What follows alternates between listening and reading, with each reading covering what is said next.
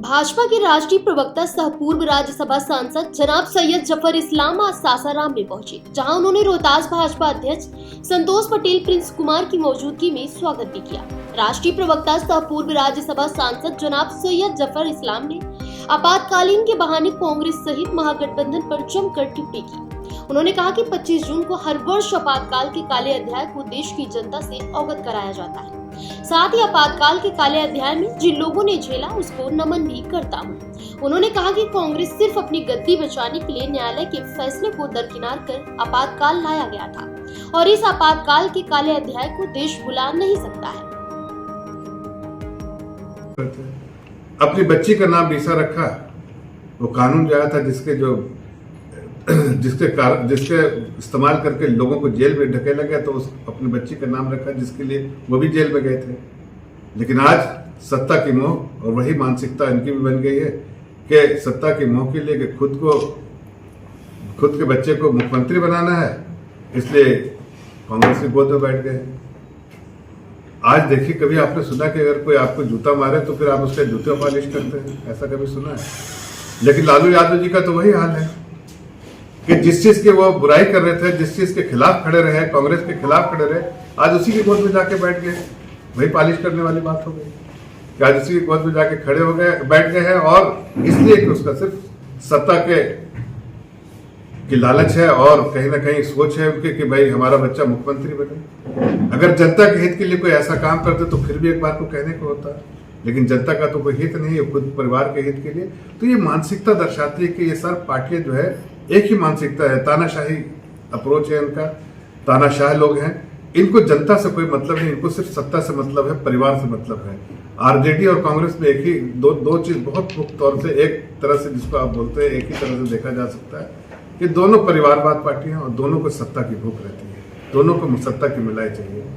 लेकिन जनता ने भी समझा कि जिस तरह की इनकी सोच है, कांग्रेस की सोच ने आज कहाँ कांग्रेस को खड़ा कर दिया है। जिस तरह से उन्होंने संविधान के खिलाफ काम किया, संविधान को इस्तेमाल किया, लेकिन हमारा देश बहुत मजबूत है। यहाँ पर कोई भी तानाशाह बनना चाहे तो देश की जनता उनको बनने नहीं देगी। इसलिए 77 में उनकी हार हुई। शाह कमीशन बैठा, शाह कमीशन ने रिपोर्ट दी, लेकिन वही मानसिकता कि 80 में जब वापस आई तो उस रिपोर्ट को कचरे के डब्बे में डाल दिया। कभी ये हालांकि उसको पूरे तौर से शाह कमीशन की रिपोर्ट ने बताया कि ये जो आपातकाल जो घोषणा की गई थी बिल्कुल गलत था और उससे कोई ऐसा कारण नहीं था जिसकी वजह से इमरजेंसी डिक्लेयर किया जाए। लेकिन कांग्रेस की मानसिकता जो तानाशाही मानसिकता थी वो 80 से थी।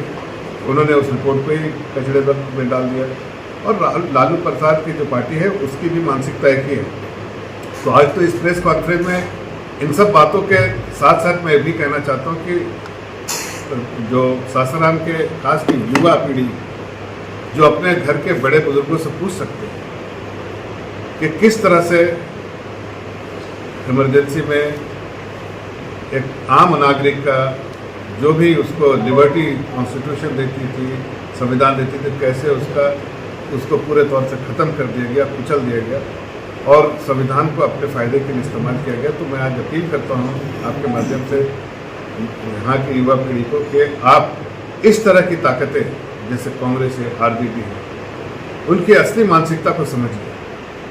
और एक तरफ जो आदरणीय प्रधानमंत्री जी जिन्होंने डेमोक्रेसी का पूरे दुनिया में इतना डंका बजाया कि आज दुनिया कहता है कि अगर कोई ये mother of all democracy India है, आज दुनिया कहने लगी। पहले तो कोई कहता नहीं था, अब ये कहने लगी mother of all democracy India है। और आदरणीय प्रधानमंत्री जी इसको बहुत खूबसूरती से पूरे दुनिया के सामने भी रखते हैं, देश के सामने भी रखते हैं और हर लोगों को अपने मौलिक अधिकार को पूरे तौर से इस्तेमाल करने की इजाजत देते हैं। फिलहाल इस खबर में बस इतना ही।